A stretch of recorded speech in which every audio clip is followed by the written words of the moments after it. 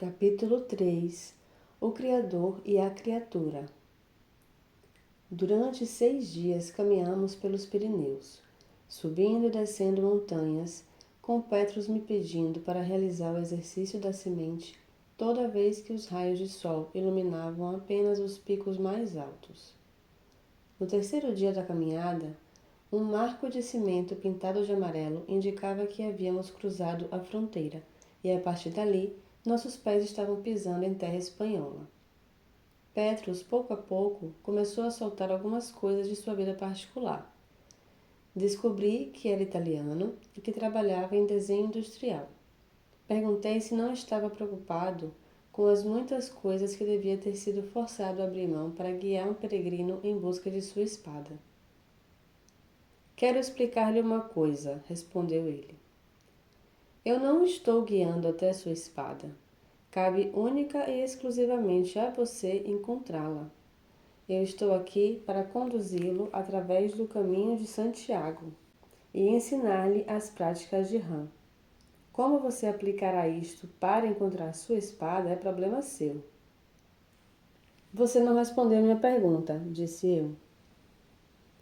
Quando você viaja, está experimentando de uma maneira muito prática o ato de renascer. Está diante de situações completamente novas. O dia passa mais devagar e, na maior parte das vezes, não compreende a língua que as pessoas estão falando. Exatamente como uma criança que acabou de sair do ventre materno. Com isto, você passa a dar muito mais importância às coisas que te cercam, porque delas depende a sua própria sobrevivência. Passa a ser mais acessível às pessoas, porque elas poderão ajudá-lo em situações difíceis. E recebe qualquer pequeno favor dos deuses com uma grande alegria, como se aquilo fosse um episódio para ser lembrado pelo resto da vida.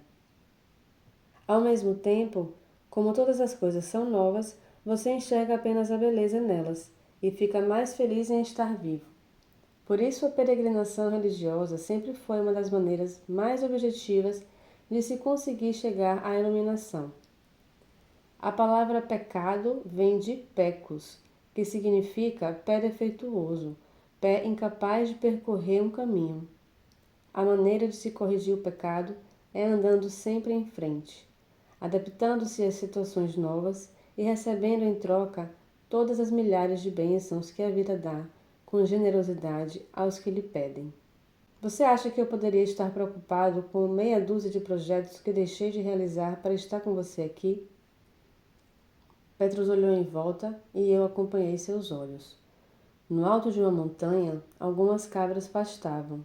Uma delas, mais ousada, estava sobre uma pequena saliência de uma rocha altíssima, e eu não entendia como havia chegado lá e como poderia sair dali.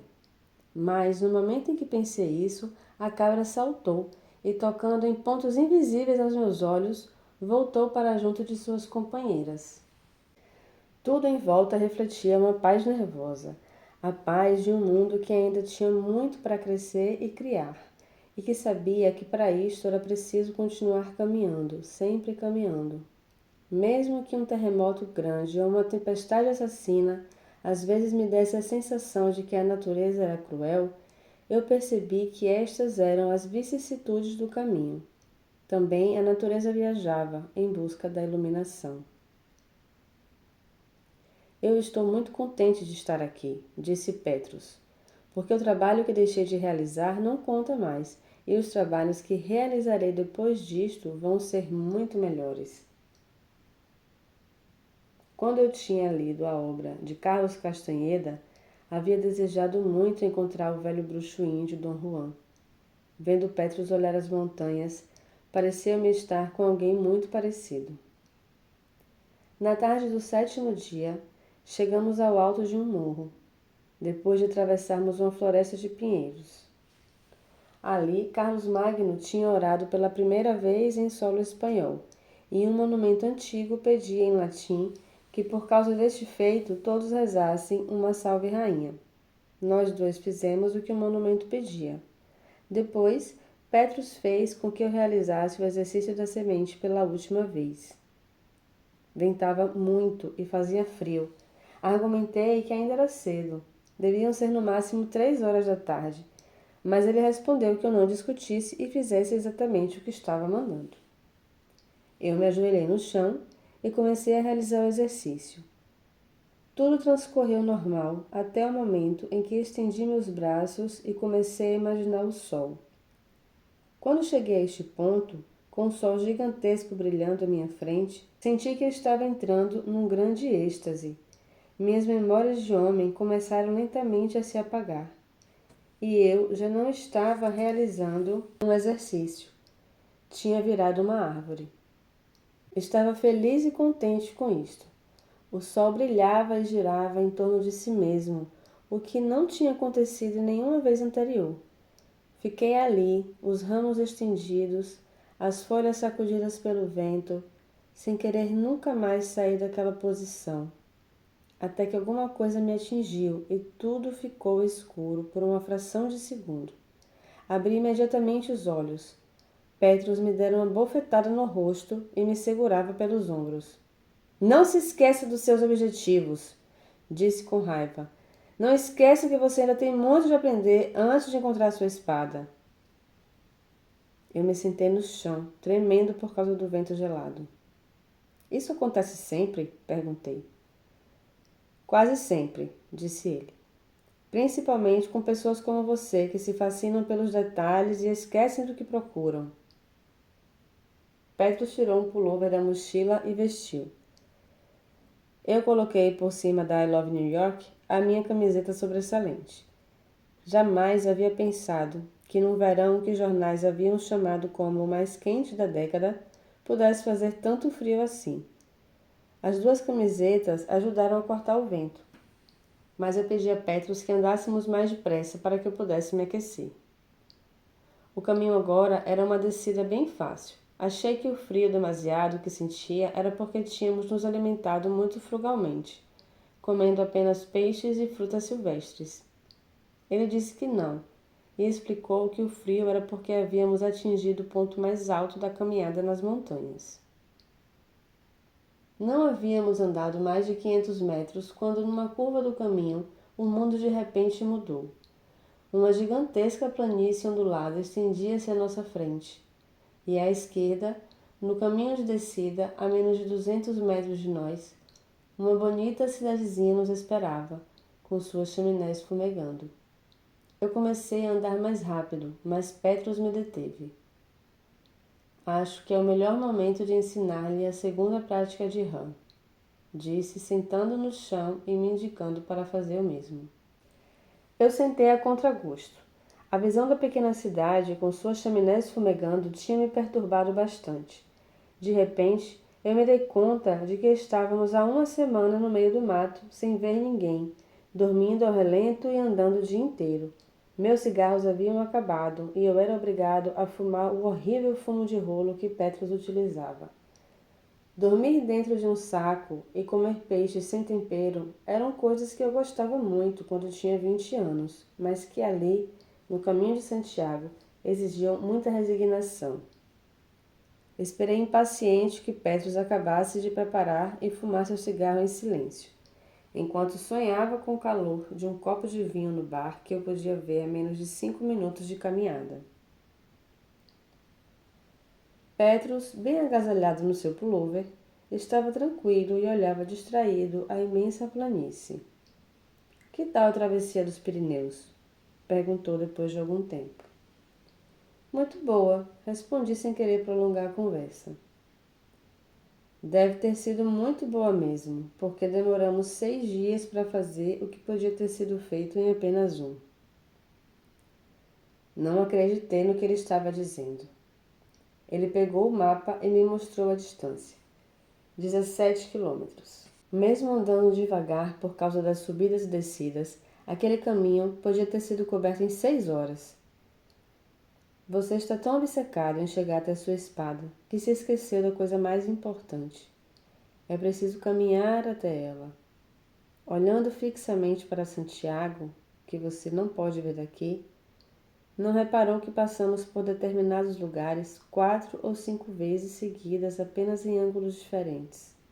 Agora que Petrus falava, comecei a me dar conta de que Monte Itaxeguí o mais alto da região, às vezes estava à minha direita e às vezes à minha esquerda.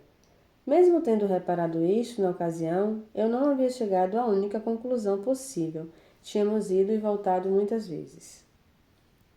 A única coisa que fiz foi utilizar rotas diferentes, aproveitando as trilhas abertas na mata por contrabandistas. Mesmo assim, você teria a obrigação de haver percebido. Isso aconteceu porque o seu ato de caminhar não existia, existia apenas o desejo de chegar. E se eu tivesse percebido? Perguntei. Teríamos demorado os 7 dias de qualquer maneira, porque assim determinam as práticas de Ram. Mas pelo menos você tinha aproveitado os Pirineus de outra forma. Eu estava tão surpreso que me esqueci um pouco do frio e da cidadezinha. Quando se viaja em direção a um objetivo, disse Petrus, é muito importante prestar atenção no caminho. O caminho é que sempre nos ensina a melhor maneira de chegar e nos enriquece enquanto estamos cruzando. Comparando isto com uma relação sexual, eu diria que são as carícias preliminares que determinam a intensidade do orgasmo. Qualquer pessoa sabe disso. E assim é quando se tem um objetivo na vida. Ele pode ser melhor ou pior, dependendo do caminho que escolhemos para atingi-lo e da maneira como cruzamos este caminho. Por isso, a segunda prática de Ram é tão importante.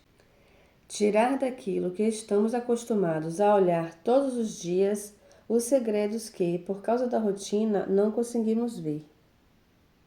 E Petrus me ensinou o exercício da velocidade. Nas cidades, no meio de nossos afazeres diários, este exercício deve ser executado em 20 minutos.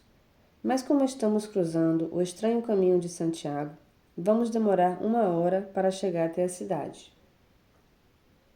O frio, de que eu já havia me esquecido, voltou, e eu olhei com desespero para Petrus. Mas ele não prestou atenção. Levantou-se, pegou a mochila e começamos a caminhar aqueles 200 metros numa lentidão desesperadora. No começo, eu ficava olhando apenas a taberna, um prédiozinho antigo de 2 andares com um letreiro em madeira pendurado por cima da porta. Estávamos tão perto que eu podia ler a data em que o prédio fora construído. 1652. Estávamos nos movendo, mas parecia que não tínhamos saído do lugar. Petrus colocava um pé diante do outro, com a máxima lentidão, e eu o imitava. Tirei da mochila o relógio e o coloquei no pulso.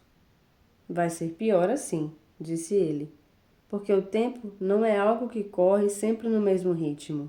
Nós é que determinamos o ritmo do tempo.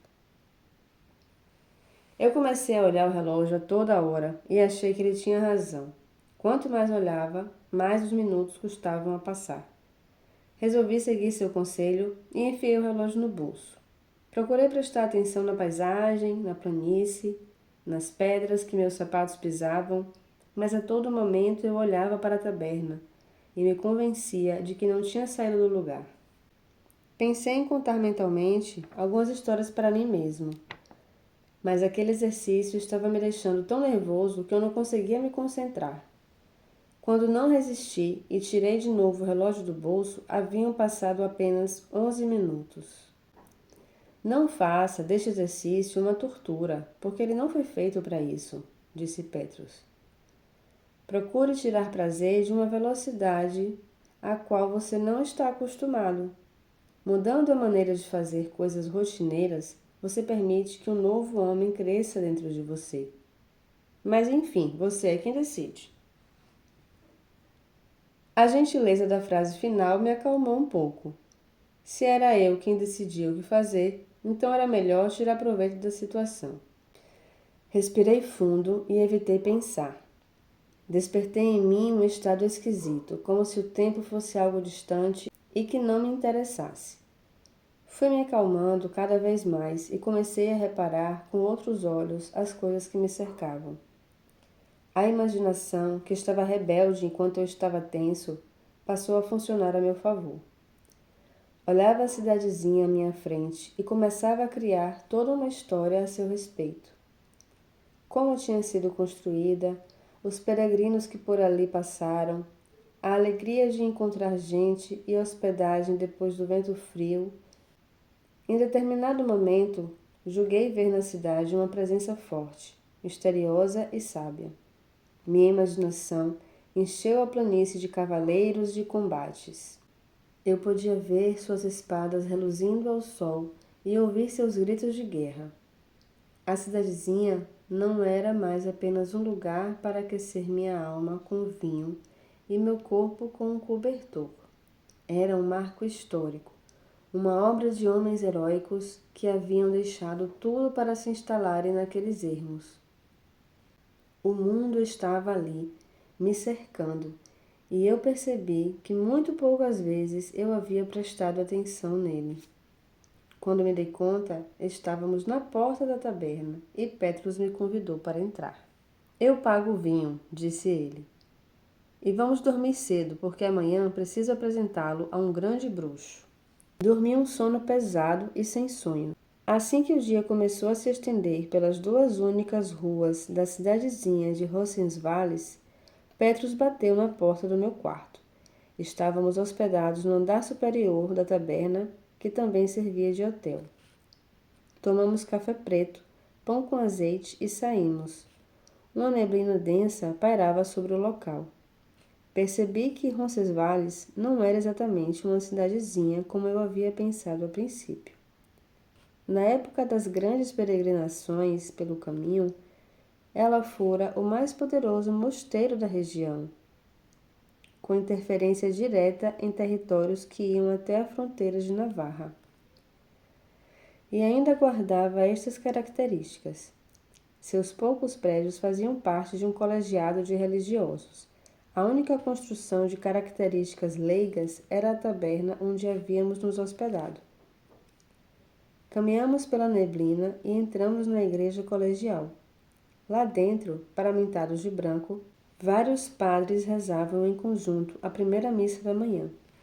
Percebi que era incapaz de entender uma palavra, pois a missa estava sendo rezada em basco. Pedro sentou-se num dos bancos mais afastados e pediu que eu ficasse do seu lado. A igreja era imensa, cheia de objetos de arte de valor incalculável. Petrus me explicou baixinho que tinha sido construída com doações de reis e rainhas de Portugal, Espanha, França e Alemanha, num sítio previamente marcado pelo imperador Carlos Magno. No altar-mor, a Virgem de Roncesvalles, toda em prata maciça e com rosto em madeira preciosa. Tinha nas mãos um ramo de flores feito de pedrarias. O cheiro de incenso, a construção gótica e os padres vestidos de branco, seus cânticos, começaram a me deixar num estado muito semelhante aos transes que eu experimentava durante os rituais da tradição.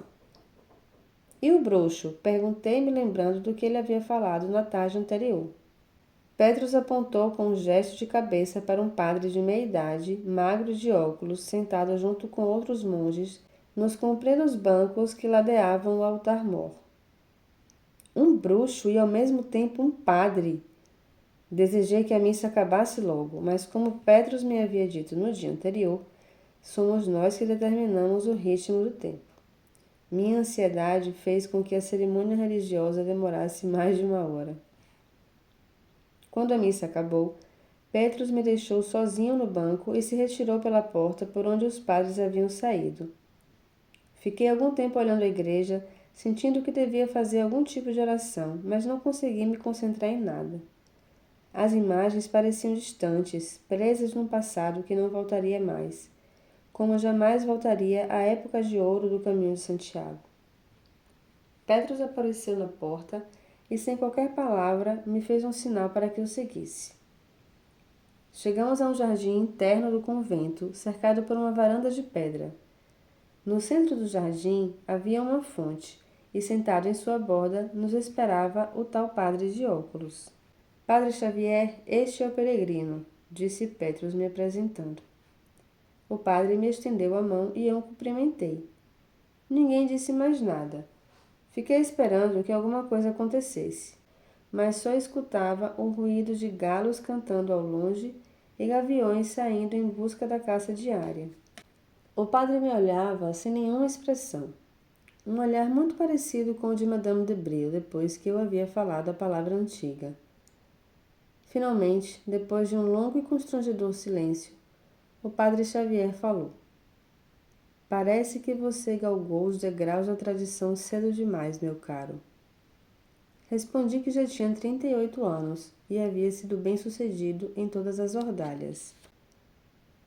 Menos uma, a última e a mais importante, disse ele, continuando a me fitar de modo inexpressivo. E sem essa, tudo o que você aprendeu não significa mais nada. É por isso que estou fazendo o caminho de Santiago.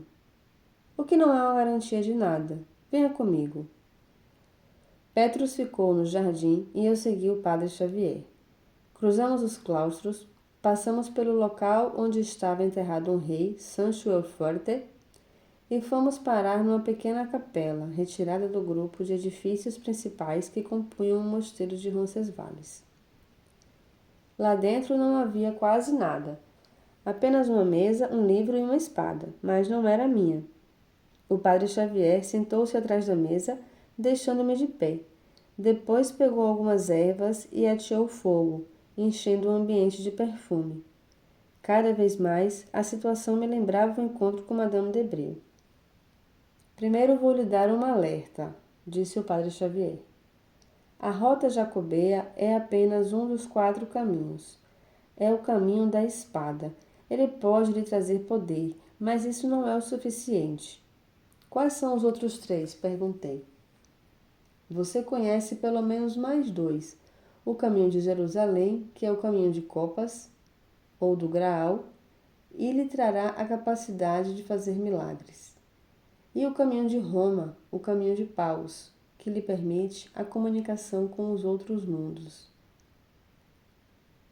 Fica faltando o caminho de Ouros para completar os 4 naipes do baralho. Eu brinquei e o padre Xavier riu. Exatamente. Este é o caminho secreto, e que se você realizar algum dia, não poderá contar para ninguém. Por enquanto, vamos deixar isso de lado. Onde estão suas vieiras? Abri a mochila e tirei as conchas com a imagem de Nossa Senhora Aparecida. Ele as colocou sobre a mesa, estendeu as mãos sobre elas e começou a concentrar-se. Pediu-me que fizesse o mesmo. O perfume no ar estava cada vez mais intenso. Tanto o padre como eu estávamos de olhos abertos e de repente eu pude perceber que estava acontecendo o mesmo fenômeno que havia visto em Itatiaia. As conchas brilhavam com a luz que não ilumina. O brilho foi ficando cada vez mais intenso e eu ouvi uma voz misteriosa saindo da garganta do padre Xavier falar. Aonde estiver teu tesouro, ali estará o teu coração. Era uma frase da Bíblia, mas a voz continuou. E onde estiver teu coração, ali estará o berço da segunda vinda de Cristo. Como estas conchas, o peregrino na rota jacobeia é apenas a casca. Rompendo-se a casca, que é de vida, aparece a vida, que é feita de ágape. Ele retirou as mãos e as conchas pararam de brilhar. Depois escreveu meu nome no livro que estava em cima da mesa. Em todo o caminho de Santiago, eu vi apenas 3 livros onde meu nome foi escrito. O de Madame de Bril, o do padre Xavier e um livro do poder, onde mais tarde eu mesmo iria escrever o meu nome. Está acabado, disse ele. Pode partir com a bênção de Virgem de Roncesvalles e de Santiago da Espada. A rota jacobeia está marcada por pontos amarelos pintados através de toda a Espanha, disse o padre enquanto voltávamos para o lugar onde havia ficado Petrus. Se em algum momento você se perder, procure estas marcas, nas árvores, nas pedras, nos marcos de sinalização, e será capaz de encontrar um lugar seguro. Eu tenho um bom guia, eu disse. Mas procure contar principalmente com você mesmo, para não ficar indo e voltando durante 6 dias pelos Pirineus. Então o padre já sabia da história. Chegamos junto de Petrus e nos despedimos. Saímos de Roncesvalles de manhã e a neblina já havia desaparecido por completo. Um caminho reto e plano se estendia à nossa frente e eu comecei a reparar nas marcas amarelas que o padre Xavier havia falado. A mochila estava um pouco mais pesada porque eu havia comprado uma garrafa de vinho na taberna, apesar de Petrus me dizer que era desnecessário. A partir de Roncesvalles, centenas de cidadezinhas iriam se estendendo pelo caminho, e muito poucas vezes eu iria dormir ao relento. Petrus, o padre Xavier falou da segunda vinda de Cristo como se fosse algo que estivesse acontecendo. E está sempre acontecendo. Este é o segredo da tua espada. Além disso, você falou que eu ia me encontrar com um bruxo e eu me encontrei com um padre. O que tem a ver a magia com a Igreja Católica? Petrus disse apenas uma palavra. Tudo. O exercício da velocidade. Caminhe durante 20 minutos, na metade da velocidade que você costuma normalmente andar. Preste atenção a todos os detalhes, pessoas e paisagens que estão à sua volta.